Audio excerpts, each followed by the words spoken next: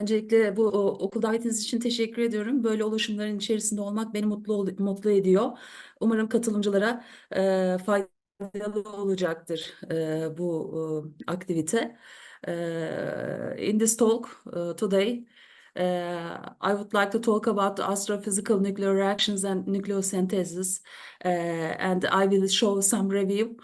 Starting from Hawaiian collisions towards the equation of state for dense stellar matter. I will try to connect the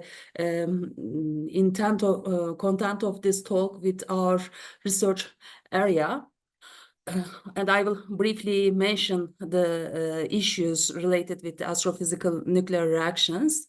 Nuclear astrophysics deals with astronomical phenomena involving atomic nuclei, and therefore it is an interdisciplinary field that consists of astronomy, astrophysics, and nuclear physics.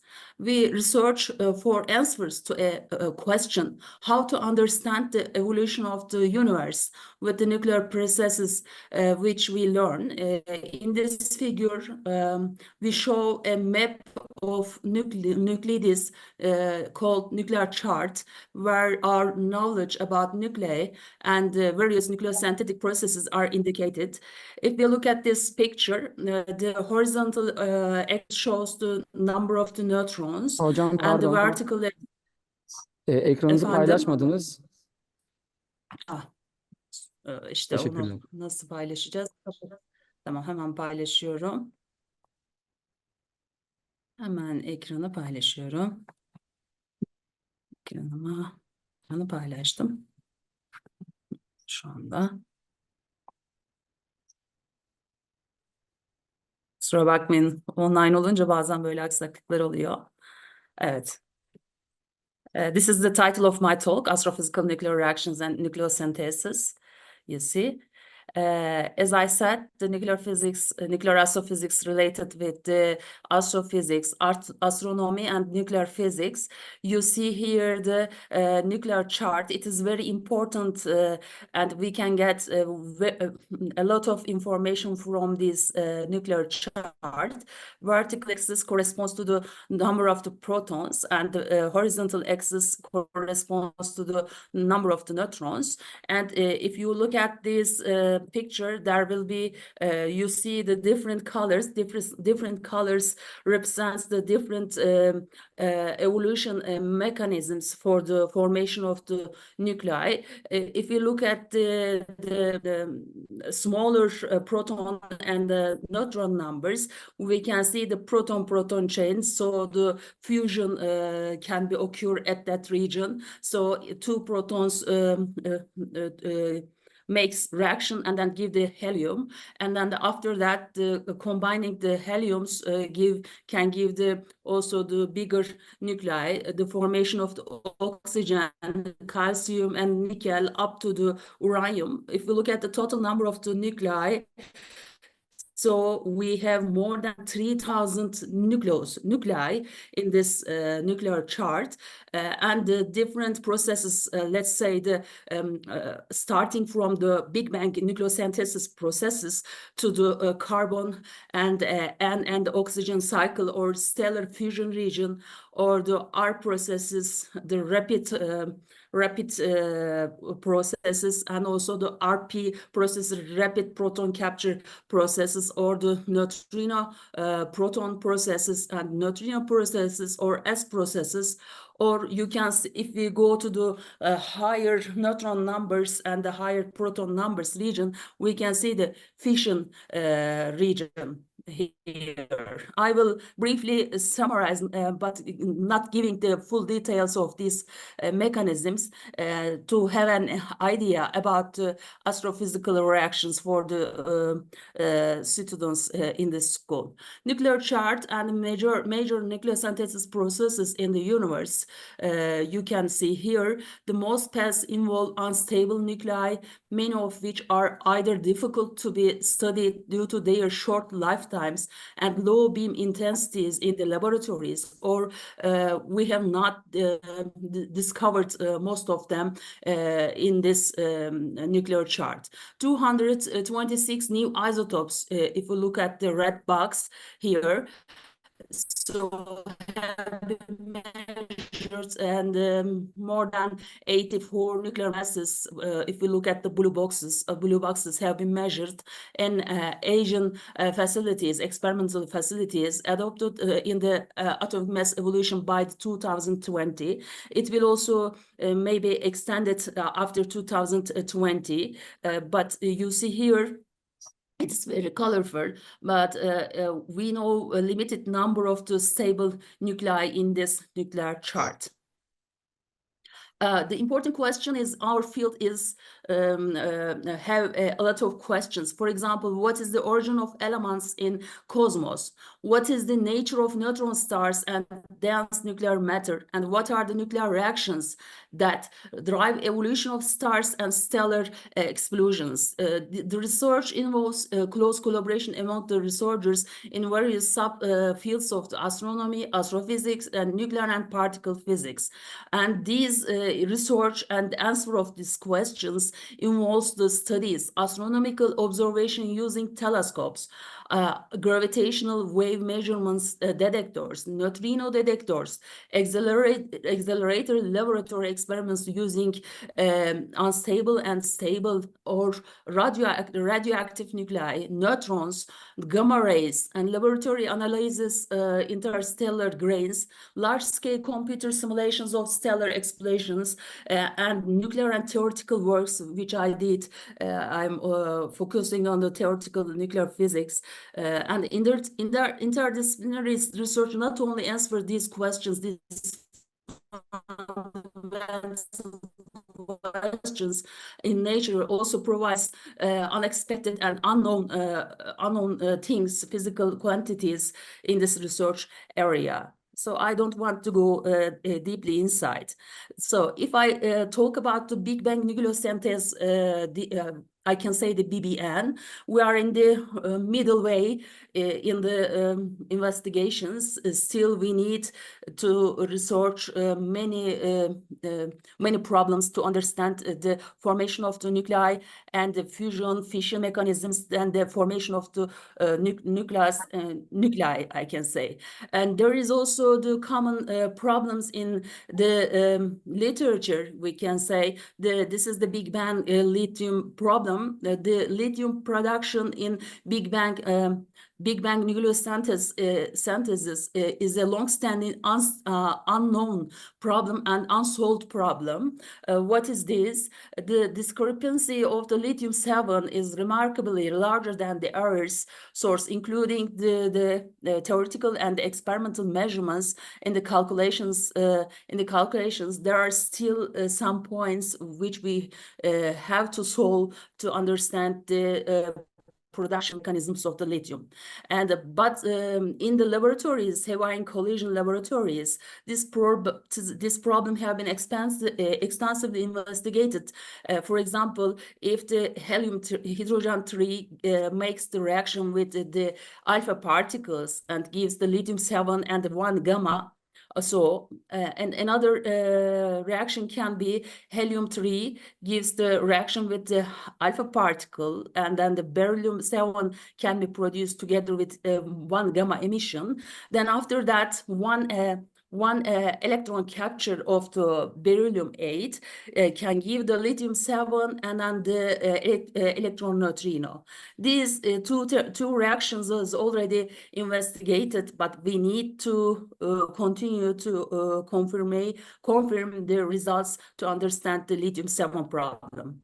Another important issue for the Big Bang nucleosynthesis, the formation of the new nuclei, the helium and carbon burnings. Let's say I will not mention the helium burnings by assuming you will get information in the next talks of maybe the Ali Hassan will give information about the low density fusion reactions. So I will just tell about the carbon burning. carbon gives the reaction with the alpha particle, then the oxygen will be produced together with the gamma emission. This reaction is the K reaction in the stellar helium burning stage, and then the carbon-carbon fusion reaction is the primary reaction in the hydrostatical stellar explosive carbon over neon burnings in massive stars. It's also important for the stellar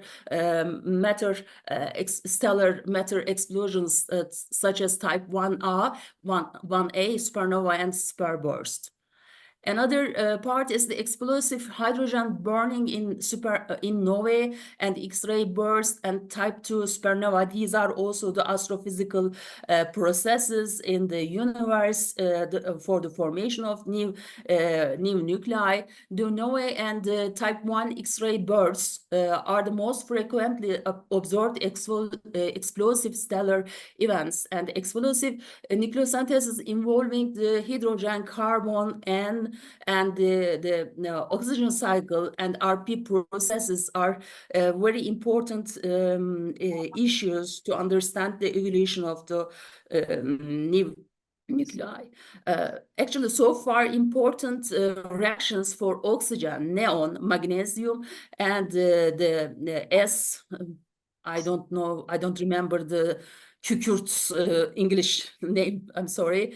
The oxygen and neon and then etc. were studied with radioactive ion beams in the very famous laboratories in the RIKEN in Japan and also China and the Korea, like this, the big laboratories. However, most results are yet limited information, and we need to get the further studies and experiments. We need extra information to understand these mechanisms. Another important issue is the radioactive tracers of the galaxy. After the Big Bang nucleosynthesis, there will be the formation of stellar matter, stars, and inside the galaxy. The long-lived isotopes, such as the aluminum or the iron, are produced mainly by massive stars. In these processes, the nucleosynthesis of long-lived radioactive nuclei will give extra information for us. The next issue is the formation of the neutron star and the understanding the equation of state of high density nuclear matter for the stellar matters. The neutron star is the smallest and the densest stellar object composed by the nuclear matter. So it gives the very important information, and it will be in, for theoretical assumption, it will be in the hydrostatic equilibrium only by the pressure produced system, and then the compressed nuclear matter can be studied to understand these mechanisms. So if we look at this picture, this picture shows the symmetry energy term L in equation of state is one of the key for the high density nuclear matter. It determines the important neutron star properties such as pressure, and then the structure, density, and the radius, and then tidal deformability. But this is very I can say basic figure, and then one should go further to understand the physical quantities by using this basic information. I will not give the details. Another process is the R process, rapid processes. The origin of the nuclei, such as radium and the thorium or uranium, these are the heaviest nuclei, and the radioactive nuclei is the formation of these nuclei is a long-standing unsolved question in modern science since the discovery of the radioactivity long time ago. These atomic nuclides are now thought to be produced in rapid neutrino capture processes. We say that this one, the ARP processes, is extremely neutron-rich environmental explosive phenomena. Binary neutron star mergers as well as the core collapse supernova and collapsers are most viable candidates to understand these radioactive nuclear formation system. I can go further. And another mechanism is the nuclear electroweak response and the neutrino astrophysics to understand the nucleosynthesis phenomena. The nuclear electroweak processes affect various masses of stellar evolution from the main sequence stage until the white dwarfs, beyaz cüceler, or gravitational collapse of massive stars. And the neutrinos play an essential role in successful explosion of the core collapse supernovae by heating the gas behind the shock and affect various explosive nucleosynthesis. So I will show later on some pictures as an example for the shock wave. It will be very effective picture, I can say. Now, if I come to the experimental facilities to understand the formation of the Big Bang nucleosynthesis and then the expansion of the cosmic evolution of the space and the formation of the universe and also the formation of the world.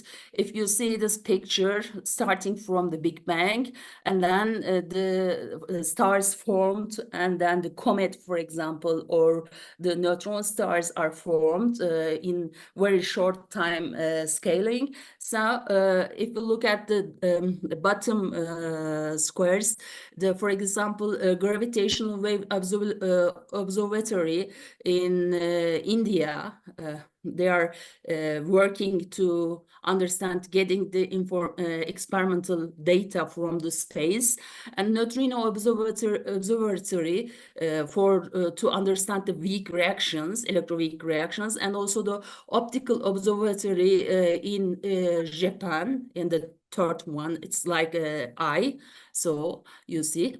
And also another one is the X-ray observatory in another Asian facility, you can see. So now the people are sending the satellites to the space to get information and then understand the evolution of the universe. And it's very related. Now I will give a short break. So I would like to talk about European Science Agency activities.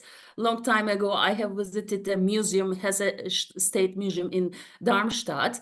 The museum where the space mission called Rosetta, which was sent into the space by the European Space Agency in between the 2004 to the 2014. During 10 years, this satellites was in the space. Even in this time interval, 3 years, these satellites hibernated for 3 years. Then after 3 years, it comes to it's connected with the orbit of our world and return back, and it brings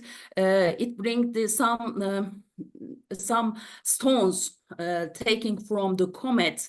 So and then the NASA has analyzed the content of these materials to understand what is the content of these materials, what is the evolution of the universe, what is happening in space, like that. It was really interesting.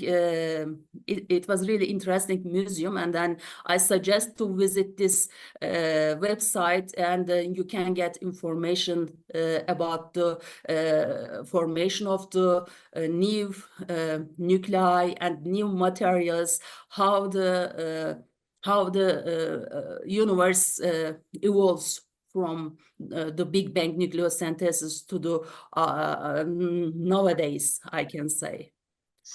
So now I will come to what we are doing related with these studies.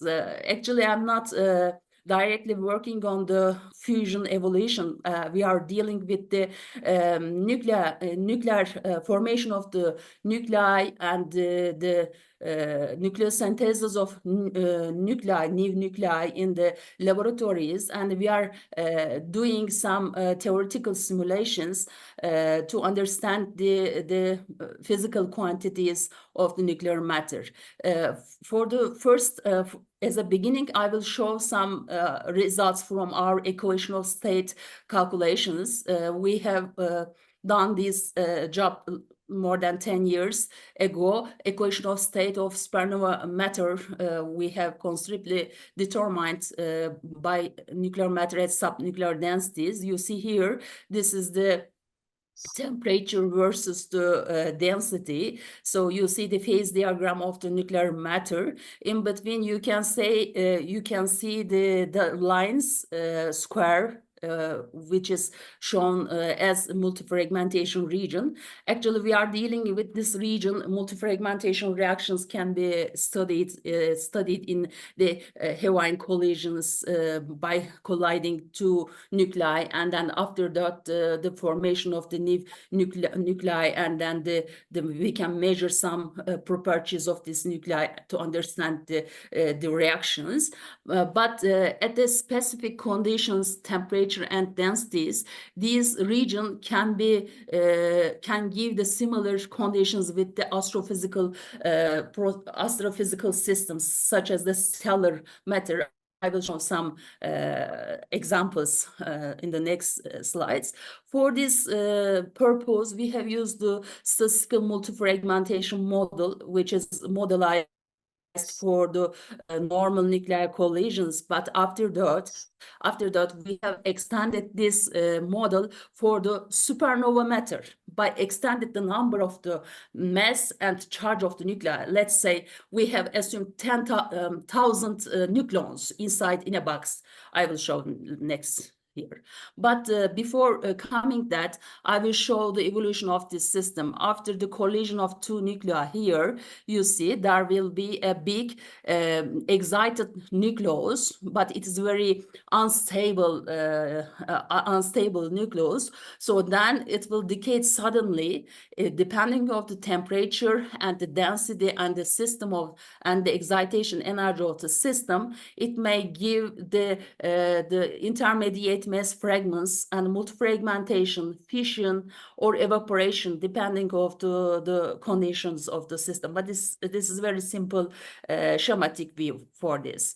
So we can doing this assumption and using our model calculations, we can modelize the existing results of the experimental data. For example, GSI experimental data we have analyzed a long time ago, and then we have found very good agreement with our theoretical results with the theoretical calculations and experimental data. Now I will show some interesting picture about the supernova explosions. So some of colleagues has done these numerical simulations for supernova explosions. You can see the sketch of the post-collapse stellar core and dynamical neutral heating and the shock revival phase evolution like this.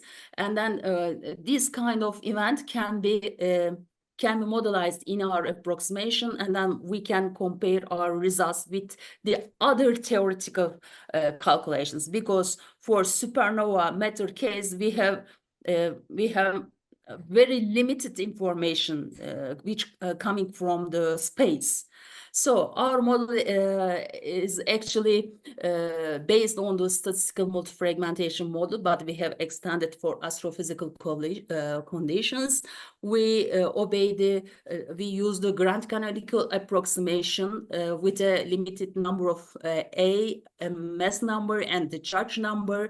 This is the density. Rho Az is the density function of the system, which a nuclear nuclei which have a mass number A and Z, and there are some quantities. It is related with the thermodynamical approximation. We obey the Boltzmann statistics, and liquid drop description for the formation of individual fragments are used, and Coulomb interaction are taken into account because the nuclei will have the charge, so their charge will affect the Coulomb interaction. So we take into account the bulk energy, surface energy, symmetry energy, and Coulomb energy as seen on the screen. So what we can calculate the simulations. In the simulation, just we have assumed the 10,000 nucleons inside the box, and there will be, you can see the neutron number should be greater than the charge number, and there will be electrons, neutrons, free electrons, free neutrons, and also neutrinos are taken into account. Baryon number conservation, electrical neutrality is taken into account, and also the lepton number conservation is taken into account in this approximation. And then we have done our calculations. This is another formulation. I will not give all details for this. You can find the details in our publications. Just we have calculated the equation of state pressure versus the volume for different temperature values. So it is extended. It can be extended for very big temperature interval.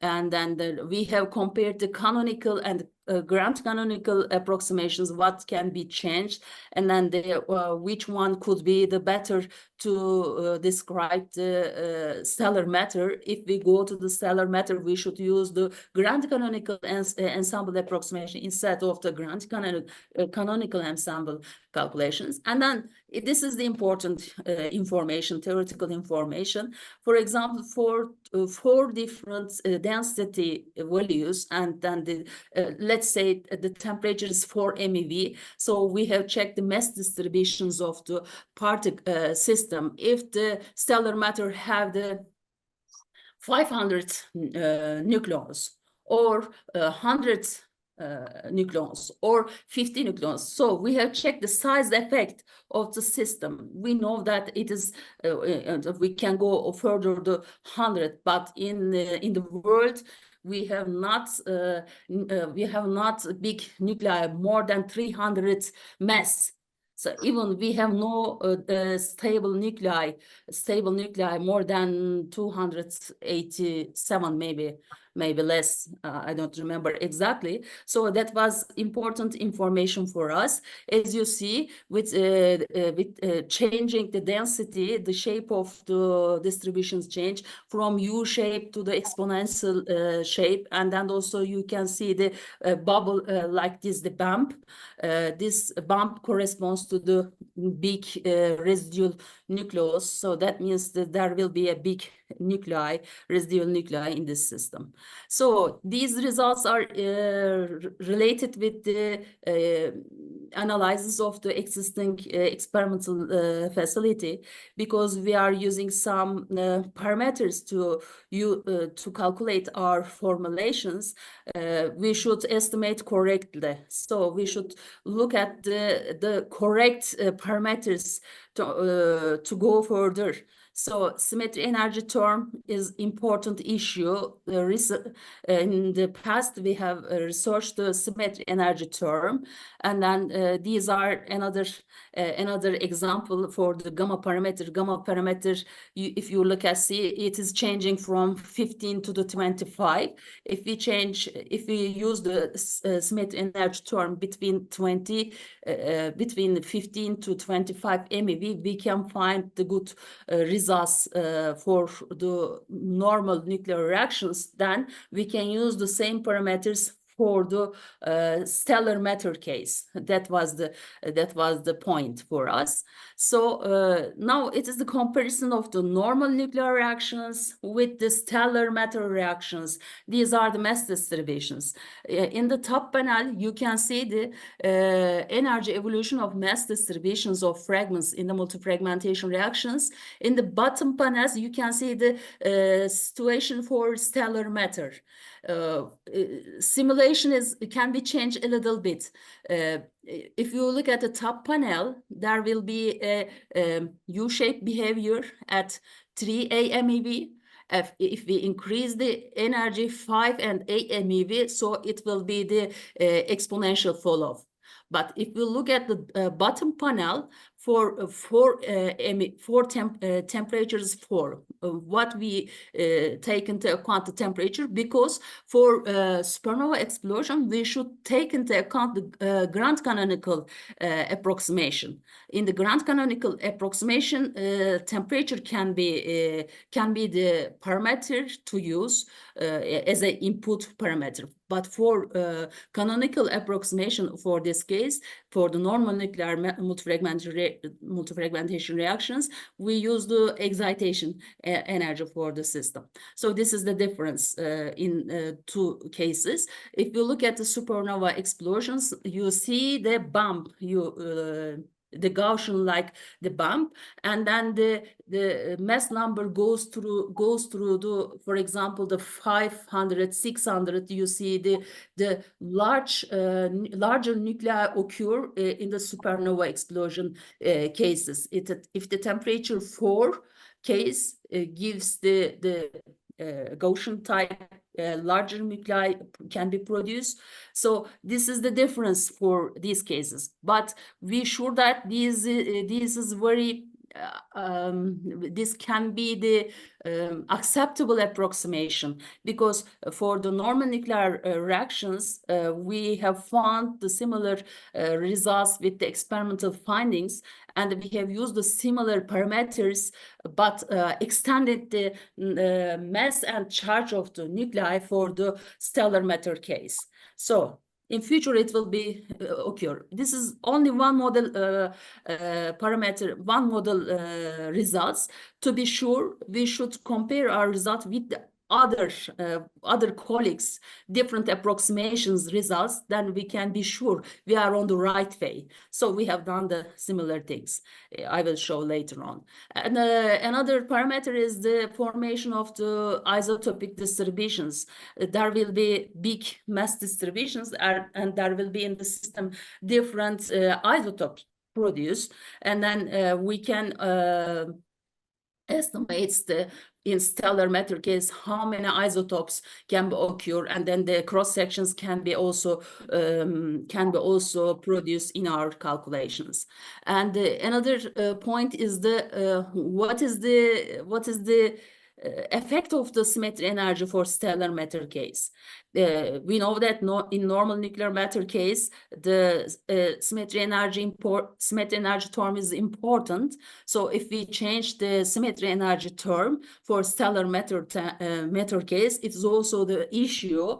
So one should be take into account this difference for the further investigations as an input parameter.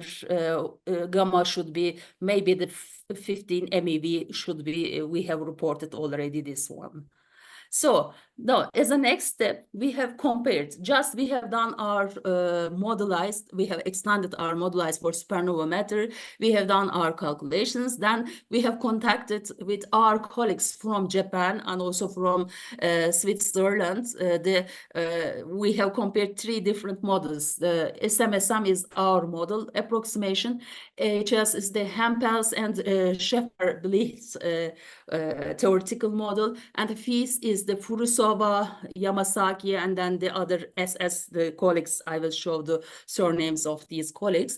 3 different approximations in the literatures. We have done in the same temperature and then the density interval calculations, but these calculations is really long time proceed, and then It takes a very long time, and then after that we have compared our results. You see here, the black ones corresponds our results, the blue ones corresponds to Hempel-Shevnaz model, and then the red ones corresponds to the FIS model. As you see here, we have similar trends with our cases. This is for low density region for different temperatures 0.5 MeV. We have started up to 2 MeV. You see the 6 panels in the left side, and then in the right side we have go further to the temperature 3 to 10 MeV. It's very I can say the big temperature intervals. We have selected some samples temperatures and then compared results. As you see here, in some temperatures and densities we have some differences, but it comes from the assumptions difference. But in basically, if we look at, for example, this one, I don't know, can you see the cursor for temperature 1, the electron fraction is 0.4. We have found very close results with these cases. So this is for lower density interval, and then this is a middle density interval, and then this is the very lower densities. What is the difference of our models with the others? So there are some differences in some cases. For example, Hempel-Shevnaz case takes into account the mass nuclei up to 330, but we take into account the 1,000. So after 330, they have no data. So we have no agreement after 330 mass number, and the charge number is greater than like this. And then the FIS case has also the different assumption. So in basically we are on the right way by comparing our result with others. We have of course not compared only the mass distributions. We have compared a lot of physical quantities, such as the mass fraction of the neutrons produced after the model calculations, protons, and also the mass fraction of the alpha particles and the heavy fragments. Mass number is greater than 4, and then the average mass and charge numbers of the heavier fragments. We more or less close results. If we are far from each other, it comes from the assumptions difference. And also we have compared the important isotope distributions. For example, oxygen. Oxygen is the source of our life. So, and also the stable nuclei in the universe. What can be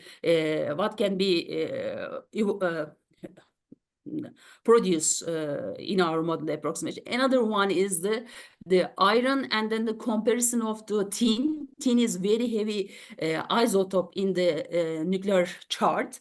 So in all cases, we have a similar trend. In some cases, we have some differences, but in totally, if we look at, so it can be reliable, we can say. Important results for the connection of the nuclear multifragmentation with astrophysics. The similar conditions of nuclear matter are reached from multifragmentation reactions during the collapse of the explosion of massive stars, and statistical models successfully applied for the nuclear multifragmentation and can be generalized for the astrophysical conditions. Nuclear parameters of models, in particular symmetry energy, can be extracted from the multifragmentation reactions from our laboratories. Then we can apply to the space estimations, so astrophysical equation of state estimations, and broad variety of nuclear species, including exotic and neutron-rich nuclei, can be studied, and then the synthesis of hot elements are very important to investigations, and we need extra informations, of course, in future. Now I will jump out what we are doing in recently related with the nucleosynthesis. I will show. This is a little bit different. It's also related with the astrophysical applications, because the new nuclei formation is always related with the astrophysical processes and then the understanding of the universe. So our motivation for this is the time evolution of heavy collisions. If we collide two nuclei, that it is very fast process. It can be occur in the Hawaiian accelerators in the Europe or USA or Japan, like this. Unfortunately, we have no accelerators, big accelerators in Turkey, but in future we hope that we can have. So after the collision, so there will be all nuclei at the 99% speed of light, they will fly. Afterwards, there will be the formation of new nuclei.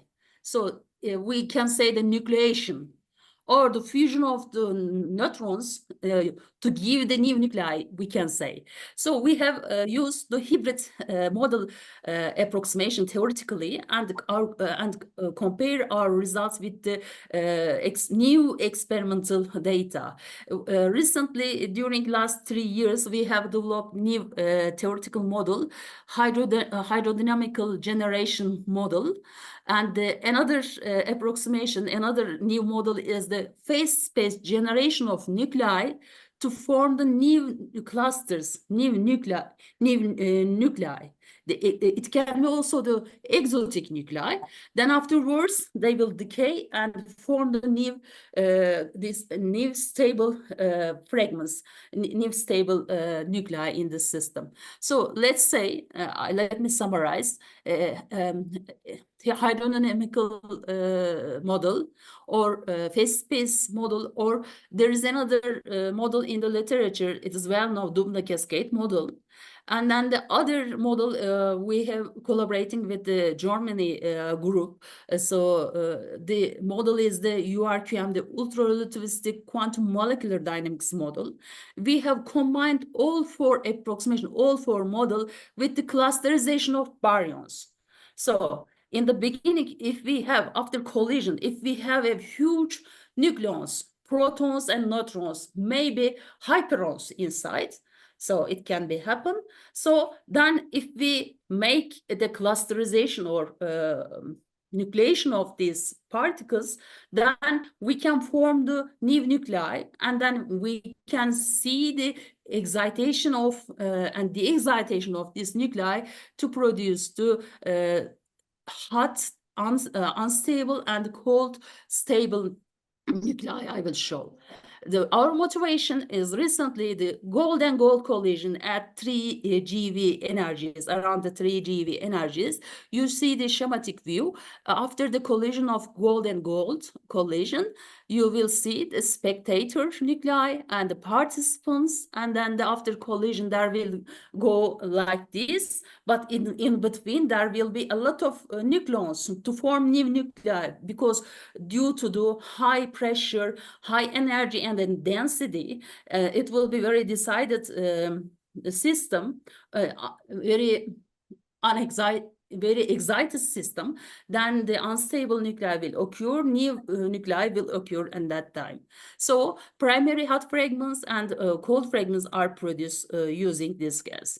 The model description and details can be found in this case, and the current version of the URQMD includes up to 70 baryonic species, including the antiparticles and as well as the 40 different mesonic species and the binary particles like this. At the time after the collision, 20 or 40 Fermi per se, strong interaction leading to the new particle formation, and we take into account this case. And then let me show our clusterization of baryon approximation in this case. First, we have taken into account the formation of the nucleons. Then now we apply the clusterization of baryons. For this case, I will show the central collision case. After the central collision, there will be a big excited nucleus, and then the volume will extend. So in this volume, there will be free protons and neutrons. But due to the temperature and density, if we assume like this small circles, so red ones corresponds, for example, protons, the blue one corresponds to neutrons. So there will be formation of the new nuclei. So after that, if we at the freeze out volume, so after that, the nuclear formation inside these clusters, there will be the new and cold nuclei, and all information and all decay mechanisms are applied in our calculations to form the new nuclei. Now, clusterization of baryon procedures, we take into account all conservation laws and we check it, and it is a very long time consuming process. So we are doing this we are using the Goethe University supercomputer system to calculate these calculations, because it takes very long time. So I will show some examples: transverse momentum, rapidity distributions, excitation energies, and the yield of initial hadrons, light nuclei, and hypernuclei like this. And then we will compare our results with the recent STAR experimental data. And these results, theoretical results, is very related with the FAIR facility in GSI in Germany and LHC, and also the NICA experiments. But if I show the some results for example, proton distributions, deuterons, tritium produced helium-3. In the top panel, you can see the normal nuclei. By using the different clusterization parameter at the time 20 Fermi per C, the freeze out is assumed at that time, and the lithium-5, helium-6 like this. It is connected with actually the fusion mechanisms in the Big Bang nucleosynthesis cases, because after the Big Bang there are only the nucleons. So they will combine and produce the new nuclei. So deuterons, tritium, helium-3. So we have modelized this one in our laboratories, theoretically by using our model, and also the STAR data in USA. They have done this experiment 2020 and reported in 2003. It's very new results. In the bottom panel, it is really new information. We can even produce the lambda hyperons and hypernuclei. The hypernuclei physics is very hot research area recently, and then unfortunately there are limited number of experiments which detect the new hypernuclei. So this is only 3 hypernuclei experimentally. Let's say the lambda hypernuclei, hydrogen 3 lambda and hydrogen 4 lambda are measured so far. In future, we are waiting the measurement of the heavier hypernuclei, so then we can compare our results with this case. So there is some signals for the new hypernuclei measurements in the last year's report. It is the Frankfurt Institute of Advanced Studies annual report. They have initially measured the helium lambda 5. So